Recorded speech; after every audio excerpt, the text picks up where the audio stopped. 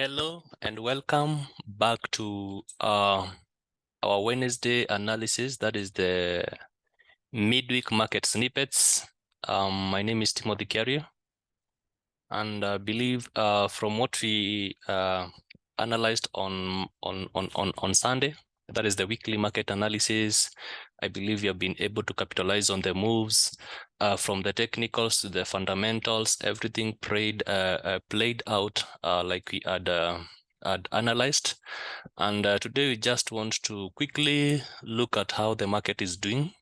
And remember here we had talked about beginning with the DXY, we had talked about the break of structure in the 4-hour time frame.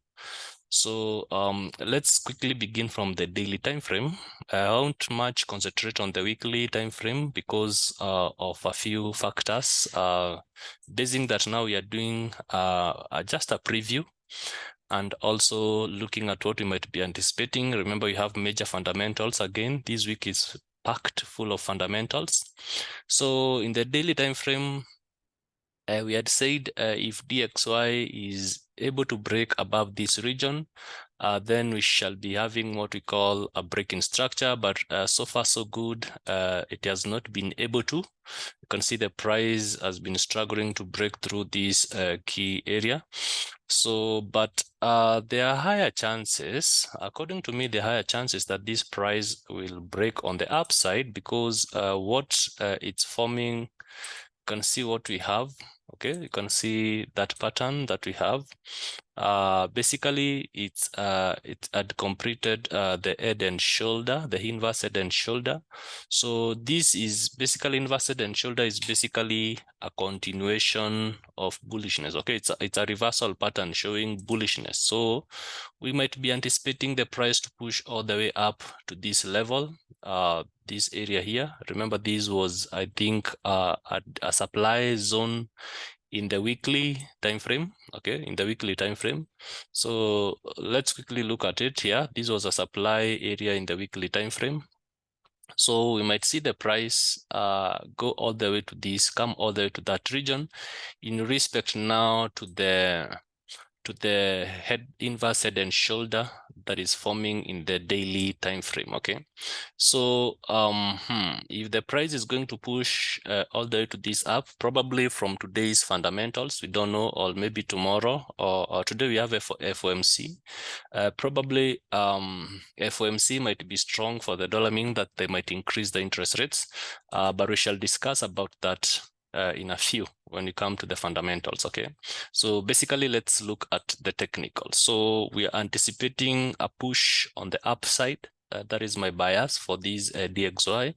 A little bit push on the upside so as to around 105, around 105 area. That is around 104.86 to 105.07. Okay, so this supply area in the weekly time frame. Okay, so in the 4-hour time frame, we had identified this break in structure, and we said you're already in an uptrend, so we can be able to see a very nice trend line forming around this place. Okay, so this trend line is supporting the price, meaning that it's an uptrend. Okay, so if the price is able to hold above this area, so I'm expecting probably price to push to this area, and then we see a bounce off to all the way to this area. Okay, this area here, 104, and then we shall see maybe a retracement to that level, and then all the way to this daily weekly supply. Okay, all the way to that weekly supply zone, right? So that is the DXY. Probably let's look at gold as the next. I want to make this as short as possible. So gold, and with gold, this is what we have with gold. Okay, this is what we have with gold. So allow me to delete some of these drawings. Okay, allow me to delete these drawings so that we can be able to appreciate how the price is moving, and we begin from the daily time frame. Okay, we begin from the daily time frame. So from the daily time frame, we have a supply region at that point. Then the price has been pushing down. Yesterday, the price pushed a little bit up from for the CPI. We had the price week on the upside because of the data. We shall talk about that data. And then the price finally came to the downside, okay, because we had a positive CPI. That is, I think, CPI month after month. So for me, like we had analyzed gold last time, I am still on the bearish side. Okay, I'm still on the bearish side. So these are the levels that I'm anticipating the price to reach to take out this liquidity around 1965, and then you can see below that level, slightly above that level, 1962, we have a supply. We have a demand area. We have a demand area. This is the demand area that is untested. So I want to see, once the price reaches this area, how the price will react. Will this hold and push the price upwards, or will there be a break on the downside? If we have a break through this, that is, if this demand area turns out to be a reaction point, so you might see maybe gold go up like 50 pips, 100 pips, and then turn on the downside, then I'll be expecting the price to come and sweep these liquidities around 1931. Okay, if it continues further on the downside, this is the next level that I want to look at, 1907, and then I want to look at this fresh demand area. Okay, we have this fresh demand area at 1874, around 1874. But for now, I just want to see gold reach around 1900, okay, around 1900, before I now start thinking of change of direction. 1900 is a very key institutional number, or key institutional level. So at least probably these are the levels that I want to see gold attain if it maintains its bearishness. Okay, if it maintains its bearishness. So like I said, right now, you can see this this area is already, this demand level in the 4-hour time frame, it's already tested. So the price came here, that is on Monday, and we had the push up. Yesterday we had the price push again up due to the CPI, so, and tested this level that we have here. So we have that supply area, and the price came back all the way to this level. So yesterday, this is where I sold gold. I took this gold all the way to this point, to 1977. Okay, I took it to 1977.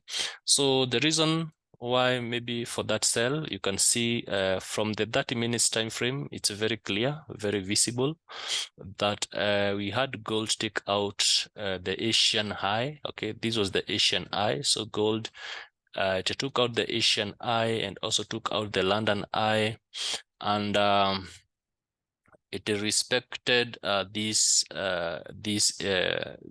zone that we have seen in the 4-hour time frame, this demand zone in the 4-hour time frame, which is also visible in the 1-hour time frame. Okay, which is also visible in the 1-hour time frame. So after this, now I entered a sell here and I took gold all the way down. I added my sell entries at this level once there was a retracement to this level. Okay, so this was the level that we were looking at. We have a supply area. So, and this supply area actually falls when you measure from here to the lowest point, you find that this supply area around this, it was at premium. So we sell at premium. So I waited for the retracement to the premium level, looking at this point of interest here, and then I added some more sells all the way to 1977. Okay, all the way to 1977.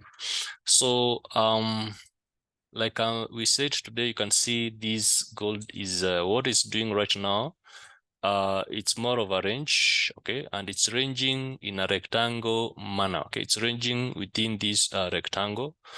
This tells you that when we have a downside and then the market ranges in a rectangle in this manner, then we are anticipating maybe a push up and then a breakdown on the upside, okay. The market tends to break on the upside. The reason why, again, I am so concerned with the bearish movement, this is what the price is giving or what the price is showing. So this kind of consolidation, so it might either push up, then come and break out on the downside, or it might push up and give a wick, that is a fake breakout, and then come and break on the upside, or it can even break on the upside, on the downside, I mean, during a London session. It can break on the downside during London session.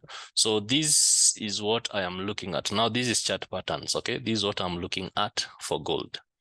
So, so, and I've already hinted the levels that we are looking at. So we are anticipating, this area is already tested, okay. So it's not making much significant. It's already tested. So I'm anticipating the price to push through this region, though it might struggle a little bit to push through. And then probably maybe in the evening during the PPI data at 4:30, or maybe during FOMC, we might want to see the price now push maybe downwards, okay. Maybe the news will activate the downward movement. We don't know. Again, we wait for the actual so that we can be able to tell exactly which direction the market will head, okay, which direction the market will go to. So very quickly, we look at EURUSD. So even yesterday, I traded again the EURUSD, okay. I traded the EURUSD, and I also traded GBPUSD. That is during the CPI. That is EURUSD. So they gave very nice movements. They gave very nice movements. And this is what we have. Okay, so I can delete this. And then we look from the 4-hour time frame. So from the 4-hour time frame, this was the news move. From the daily time frame, I mean, this is what we have from the daily time frame. So we have this region here, okay, where price is struggling now to go above this, below this region. So you can see the price pushed here, and then it pushed way up again, okay. So what we have, this was the lowest point, this was the highest point. So probably we might see the price push up to retest this neckline, okay, because this is where we had the break of structure. This is where we had the break of structure on the daily time frame. So the breakout candle was this. So we might see the price probably push up to retest this area before we see the downward movement, okay. So on the 4-hour time frame, this is what we have. The price came, that is after the CPI, the price came all the way to this level, okay. So this is where I took, this was my level of interest. So this is where I took the sell from due to the CPI, and I traded all the way down to around this level, okay. I was looking at this neckline again because you can see we have more of a double bottom. So I was looking at this neckline at this point. That's why I was looking at it. And around that point, that's where I took my profits for the sell from the CPI. So if we go on the 1-hour time frame, you'll find that this is again a key level. So from where it is EURUSD, let's go back to the 4-hour time frame so that you may see what I'm talking about. So this is the 4-hour time frame, and in the 4-hour time frame, this was the previous low, and this was the major high, okay. This was the major high. So right now in the 4-hour time frame, we still don't have a breaking structure, because once this happens here, okay, once the market is able to close above that region, then because this is our major high, this is our major low. So if the market is able to close above this region, then we will have a change of character, meaning that now that we are on the downside, we are on the upside. Okay, so right now I am more bullish. I am more bearish. I mean, I am still bearish, and I'm looking at the market. These are the levels that I am looking at. That is to sweep the liquidities at 1.07678, and then probably I want to see EURUSD maybe flip these 1.07416, and then finally to around 1.07243. Okay, this level. So that's what I am anticipating. But if it changes, if there is a change in character, so that is meaning that the candle, the body of the candle will close above this region so that we can have a change in character. Then I will want to now see an upward movement. Okay, I'll want to see an upward movement. And this means that now I'll be targeting the first level. I'll be targeting will be around this 1.08469. Then I'll be looking at around these area here. We have a supply zone. Okay, so around 1.08684. and if this supply zone is not respected, meaning that the price might break on the upside, then we will be looking at 1.08949. Okay, so quickly we go to GBPUSD.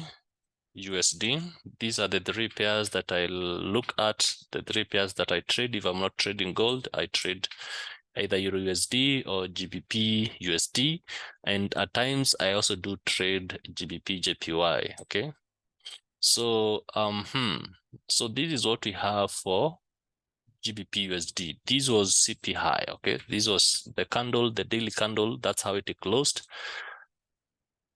So if we are able to zoom out, you can see that the price reached at this level. This is the level that I took my sell. Once the price retested this this level, this supply area from the daily time frame, we can see the price pushed downwards. So from the daily time frame, actually this was the highest point, this was the lowest point. Okay, so from the daily time frame, for us to have a change in character, we want to see price push all the way down to this level, and the price is able to close below this level, meaning that now we will have a change in character. Okay, so right now in the daily time frame, it's more, you can say it's more of bullish. Okay, so but when we come to the 4-hour time frame, in the 4-hour time frame, in the 4-hour time frame, what do we have? This was the last high, this was the last low. So we put this that point, so you can see there was a breakout, there was a change of character from the 4-hour time frame. This was the breakout candle. Okay, so after breakout, there was the retest and the price came back to this region. So you can see this area here was acting also as supply. It was acting as support, and then after it was broken, now support becomes resistant, and the price has been struggling to break through this region. Okay, so what it did here, you can see a series of lower lows and lower highs. So here it's more of a consolidation again, because we have a very key level at that point. We have a very key level. You can see this side, it was this side, actually you can even consider all the way to that. Okay, so this side, it was resistant, then it was broken, it became support, then support. So it's still acting more of support, but the price, you can see, is struggling so much to break through either below or even up above this resistant area. So the reason we have some more of consolidation in that level. And so from the 4-hour time frame, I'm actually also bearish, guided by the DXY. I'm bearish for GBPUSD.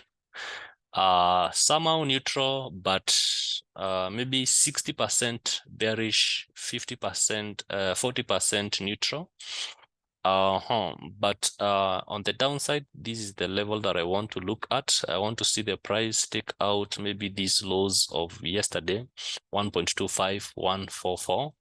Then if it continues pushing downwards, then I want to look at maybe around 1.25. That's a very key institutional level. And then I want to see maybe price come to this area, okay, to this now level here. That is now trying to break the structure. This is the where we have seen in the daily time frame that if the price closes below this level, we shall have a change of structure, okay, from the daily time frame. So this is the next level on the downwards, on the downside that I want to see price reach. That's around 1.24506. Okay, so at least that's for today's, for that week, for this week.